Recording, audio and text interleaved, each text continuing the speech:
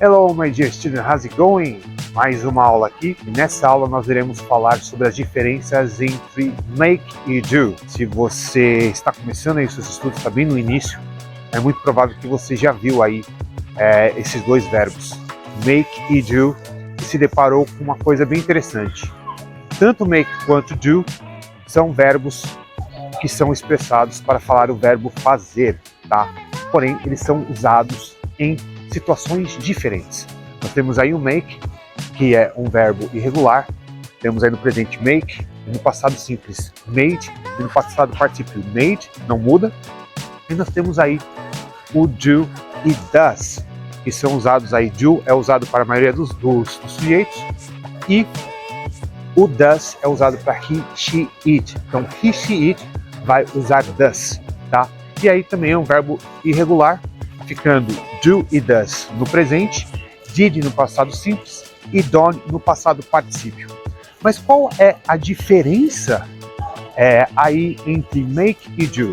Muito simples. O make, ele é o fazer de criação, ou seja, você vai usar make quando você usar outras partes ou ingredientes para poder fazer essa ação. Então, por exemplo, você vai criar aí um carro. Você precisa das partes do carro para poder criar o carro, para poder fazer o carro. Então, you make the car when you assemble the parts. Então, você faz o carro quando você pegar todas as partes, unir as partes, e aí você cria um terceiro produto, que no caso é o carro. Então, you make a car. Você faz um carro, ou você cria um carro, certo? Porque você está usando outras partes para poder criar o carro. A mesma coisa se aplica à comida. Quando você faz a comida, you make the food. Você, assim como no carro, você precisa, na comida, de diversos ingredientes para você poder criar essa comida. Então você junta todos os ingredientes para poder criar essa comida. Então, you make the food. For example, I need to make some food for my kids. Eu preciso fazer uma comida ou alguma comida para os meus filhos, né, para as minhas crianças. Então, todas as vezes que você pensar no fazer de criação, você vai usar o make, tá bom? E quando a gente usa do e does? Muito simples, para fazer ações. Então, do e does, ele é usado para o fazer de ação, quando você faz a ação sem precisar de ingredientes ou de outras partes. Simplesmente você vai fazer aí uma ação que só depende de você. Por exemplo, I like to do exercises. Eu gosto de fazer exercícios. Nesse caso, você não precisa de outras partes para poder fazer essa ação. E é por isso que você vai usar o do nesse caso. Se fosse na terceira pessoa, por exemplo, com he, she ou it, você usaria does. For example, she likes to do exercises every day. She does exercises every day. Então você usa nesse caso, nessa ação, você usa do e does.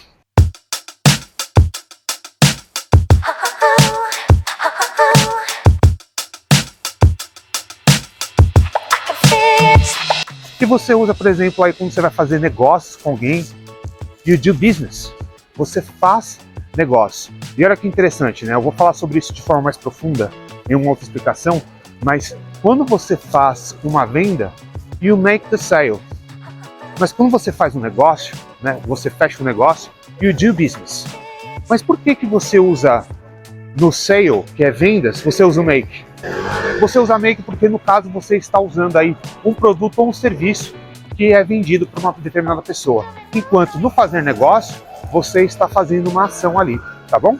Então, essa é a principal diferença entre make e do, mas eu sei que você precisa de uma explicação mais profunda, é por isso que a gente vai lá para o meu mapa mental, onde eu vou te explicar de forma profunda as diferenças entre make e do e te darei mais exemplos. Let's go!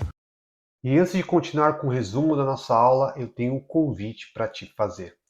Aqui na descrição desse vídeo tem um link onde você vai conhecer o método Ferramentas da Fluência, que é a minha plataforma com diversos métodos de inglês. Nesse link você vai receber um vídeo com todas as informações sobre como essa plataforma e esses métodos de inglês funcionam, assim como todos os outros bônus que a gente vai oferecer para você.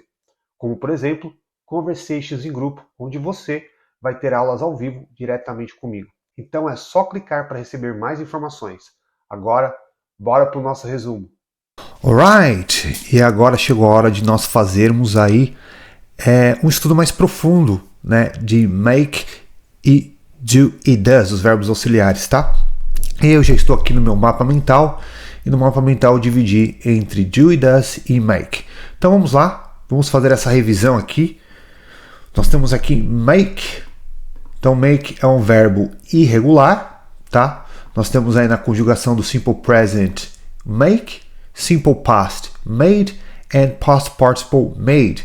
Então segunda e terceira coluna dos verbos irregulares não muda. Make fica made, tanto no simple past como no past participle, ok? E qual o principal papel do make?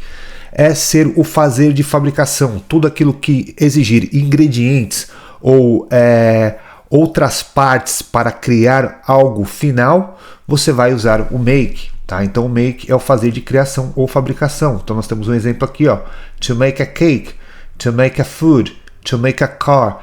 Tanto para fazer um bolo, como para fazer uma comida, como para fazer um carro, você precisa de outras partes, ou seja, você precisa de outros ingredientes. Para fazer um bolo, você precisa de diversos ingredientes que unidos irão se tornar o cake, o bolo. O mesmo se aplica para a comida e aqui o mesmo se aplica para o carro. Você precisa de várias partes, né? Que ao montar você cria o carro. Por isso que tem o nome montadora, né? A montadora monta essas partes para fazer o carro. To make the car, ok? O make também é usado para fazer o fazer abstrato de criar uma condição. Exemplo. You make me happy, você me faz feliz. You make me sad, você me faz triste, você me deixa triste, né? Olha que engraçado, né? Você me faz feliz, mas a gente não fala você me faz triste, né? Você me deixa triste. Interessante. Mas aqui, ó, você pode usar o make para esse caso também, ok? She makes me a better person every day. Ela me deixa, né, uma pessoa melhor a todos os dias. Ela me faz uma pessoa melhor todos os dias. Tá? This music always makes me cry. Essa música sempre me faz chorar. Então é o fazer abstrato, tá bom? Então nós temos aqui a conjugação I make, you make, he makes, she makes, it makes, we make, you make, they make. Então você pode notar que he, she e it vai ficar makes, ok? Vai receber o S aqui no verbo to make na terceira pessoa. Então somente he, she, it vai ser makes, ok? Frases de perguntas e negativas. Pergunta com simple present, você vai usar o do e does. E aqui, muito cuidado, do e does está como os verbos auxiliares.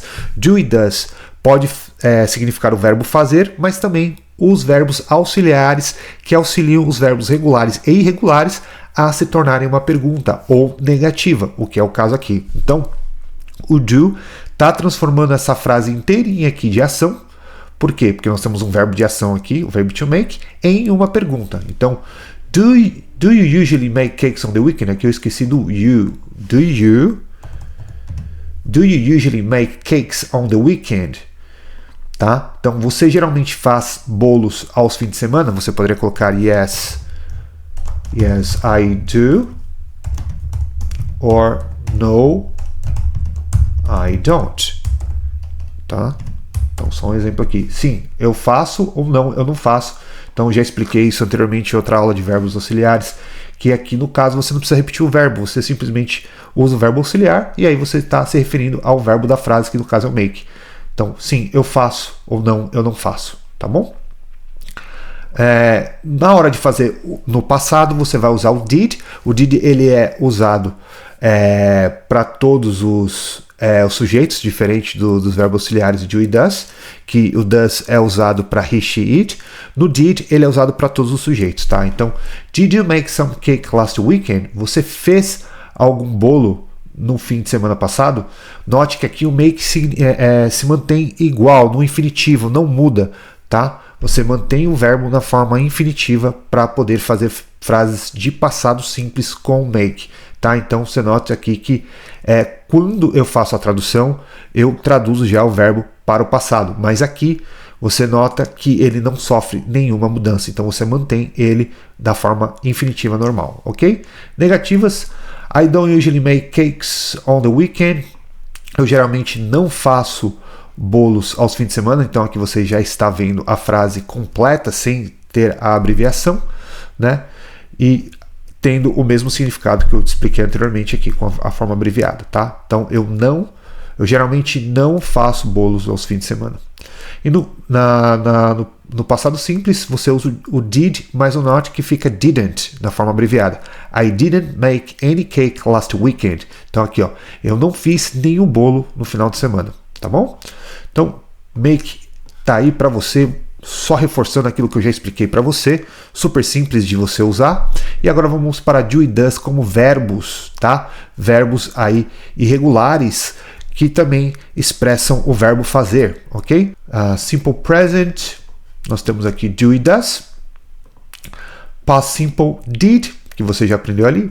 E o past participle done. Então, fazer, fez, ou todas as conjugações presentes do verbo fazer, que nós temos aí, se eu não me engano, em português, mais de 72 conjugações. É um dos verbos mais vastos em conjugações do português. E no passado, nós temos apenas o did, para falar do verbo fazer no passado, tá? E o done seria mais ou menos o feito. Então, fazer, fiz e feito, para que você entenda de modo geral aí como usar o done, tá bom? Então, o principal papel de do e does é o fazer de ação, tá? É aquele que você age de forma física, tá? Você não precisa de nenhum ingrediente para poder criar essa ação. Essa ação é por si só única, tá? Então, nós temos aí alguns exemplos. Então, to do a homework, fazer aí a lição de casa. Então, você faz aí como exercício, né? Você usa as mãos para poder fazer o exercício, fazer a lição de casa. To do exercises, exercícios físicos, né? Quando você vai fazer educação física, qualquer esporte que você faça, é o verbo to do também. E um erro que muitas pessoas cometem ao falar negócios, né? Fazer negócios. Muitas vezes eu escuto pessoas usando o verbo to make para fazer negócios, para fazer frases que se refiram a fazer negócios com alguém. Você sempre vai precisar usar o verbo to do, ok? So, you do business. Você faz negócios, tá? Então aqui, ó, to do a homework. I do my homework every day. Eu faço minha lição de casa todos os dias. To do exercises, I need to do more exercises. Eu preciso fazer mais exercícios. Então aqui, ó, que interessante, o to na frente de dois verbos, o verbo fazer e o verbo precisar e o verbo fazer. Aí você coloca o to para conectar os dois. So, I need to do more exercises. Eu preciso fazer mais exercícios. E aqui, ó, yesterday I did business with some people. Então, ontem eu fiz negócios com algumas pessoas. Aqui eu coloquei no passado simples, tá bom? E olha que interessante aqui, ó. Você faz business, you do business, but you make sales. Tá? Então, você faz negócios usando do e does, mas você usa make para fazer vendas. Então, make sales, fazer vendas. Tá? Por quê? Porque você está usando alguns produtos ali, ou serviços, para efetuar aquela ação, que no caso é a venda, tá bom? Você não pode vender o nada, você precisa vender alguma coisa. Então, por isso, você precisa de alguma coisa para vender, tá? O do business, você vai usar mais a sua ação intelectual ali, as suas habilidades interiores para poder efetuar aquela ação, tá bom? Então, essa é a diferença. So, you do business, alright?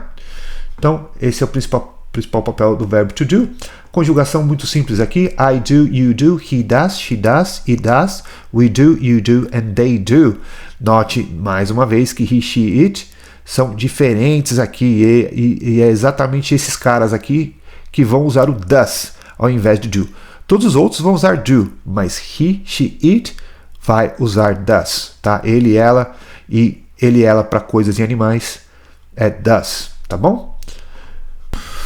Ok, e agora perguntas negativas. Nós temos aqui: do you like to do homework? Você gosta de fazer lição de casa? Então note que aqui esse primeiro do é o auxiliar, transformando a frase em pergunta, e esse segundo do aqui é o do de fazer. Então aqui está no papel de auxiliar e aqui no papel de fazer, tá? Então não confunda. Do you like to do homework? Yes, I do like it. Sim, eu realmente gosto, tá? Quando você coloca o auxiliar aqui na frente do like, né, do verbo, no caso, você enfatiza, tá? Aquela resposta. So, yes, I do like it. Sim, eu realmente gosto de homework, tá bom? Então, enfatizando. Ou, no, I don't like it. Não, eu não gosto. I don't like to do homework. Então, note que aqui eu coloquei o exemplo da forma abreviada e agora o segundo está na forma longa, ok? I don't like to do homework. Eu não gosto de fazer lição de casa, tá? Então aqui negativa do auxiliar e aqui o verbo fazer normalmente. Aqui você não muda nada, ok?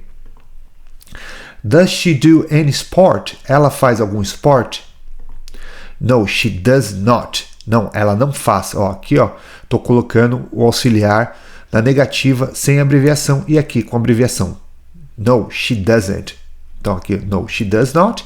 E aqui, she doesn't. É a mesma coisa, só que aqui está na forma abreviada. Ok? E aqui, forma longa de fazer a negativa. No, she doesn't do any sport. Ela não faz nenhum esporte. Tá? Então, mais uma vez, negativa do auxiliar aqui. E aqui, como verbo, o do como verbo fazer normal, não tem mudança. Ok?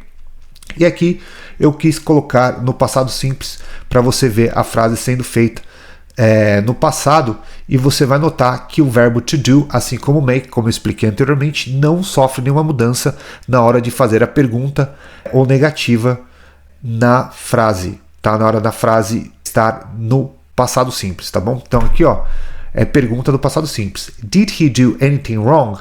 Ele fez alguma coisa errada? Né? Alguma coisa errada? Então o do não sofre nenhuma mudança aqui. E o did está transformando essa frase inteirinha em um passado simples, tá bom? E aí aqui a resposta, yes, he did. Sim, ele fez. Ou no, he didn't.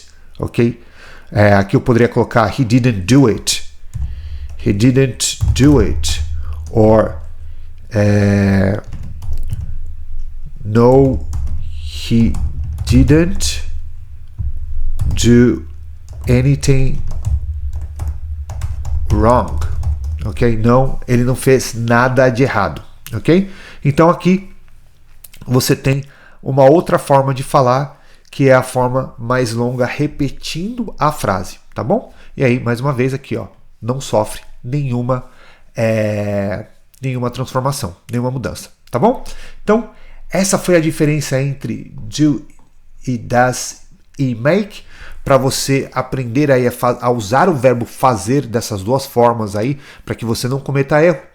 E é claro, se ficou alguma dúvida, é só você deixar aqui nos comentários dessa aula, tá bom? É isso aí. Thank you very much, and I'll see you in the next class. Te vejo em uma próxima aula. See ya, bye bye.